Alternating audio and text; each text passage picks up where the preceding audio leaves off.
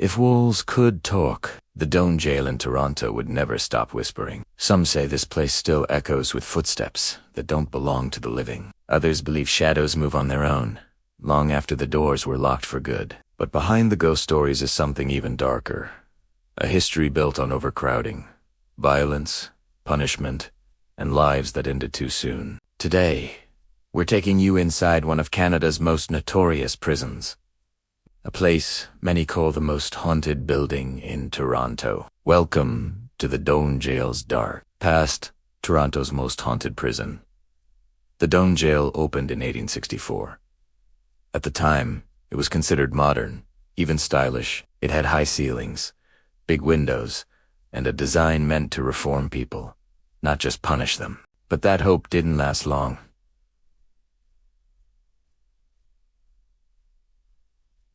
Toronto grew quickly, crime rates went up, and the Doane Jail started filling with people faster than anyone expected. Designed for 184 prisoners, it soon held more than 600.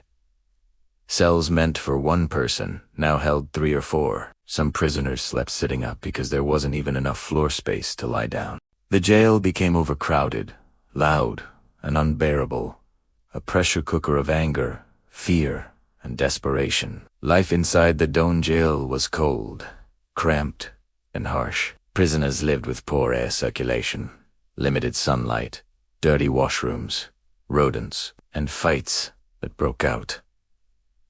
With little warning, guards were often outnumbered and overwhelmed. Many prisoners came from rough backgrounds, dealing with addiction, poverty, and mental illness. There was little treatment and even less understanding.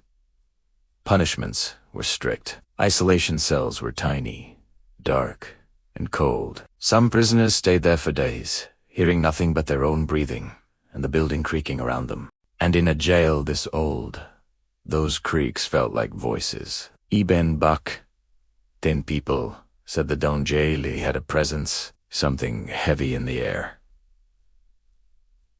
Something watching. Over the years, the Doane Jail housed some of Canada's most infamous criminals, and a few innocent people caught in the wrong place at the wrong time. One of the most talked about prisoners was Boyd gang leader Edwin Alonzo Boyd, a charming bank robber who escaped more than once and became a kind of folk hero. Toronto police were embarrassed. He made them look slow. But inside the Doane Jail, even Boyd said the atmosphere was oppressive. Like the building itself didn't want you to relax. Many other prisoners came through: murderers, thieves, and people waiting for trial.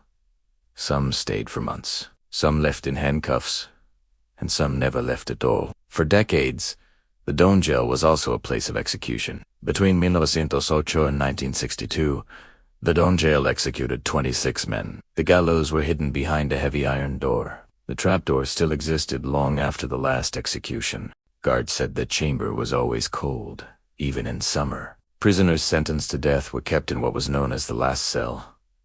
Imagine knowing you're only steps away from the room where your life will end. Stories say the men in that cell often heard footsteps outside their door late at night. Slow.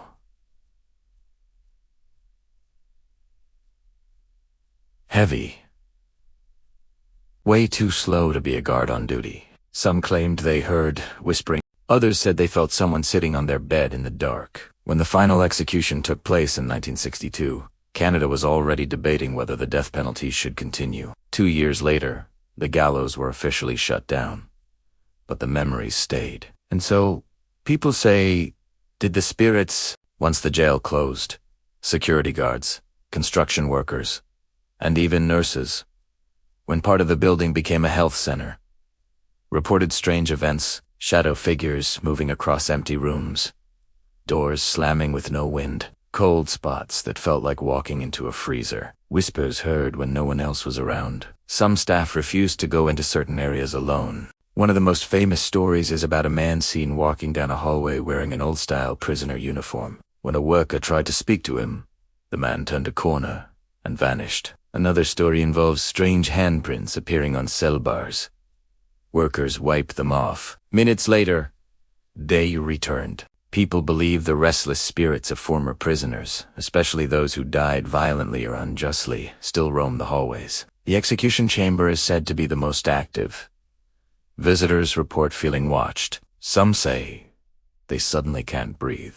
A few even say they felt a hand grip their shoulder, only to turn and see no one there. Whether you believe in ghosts or not, the stories are endless, and they all point to one thing.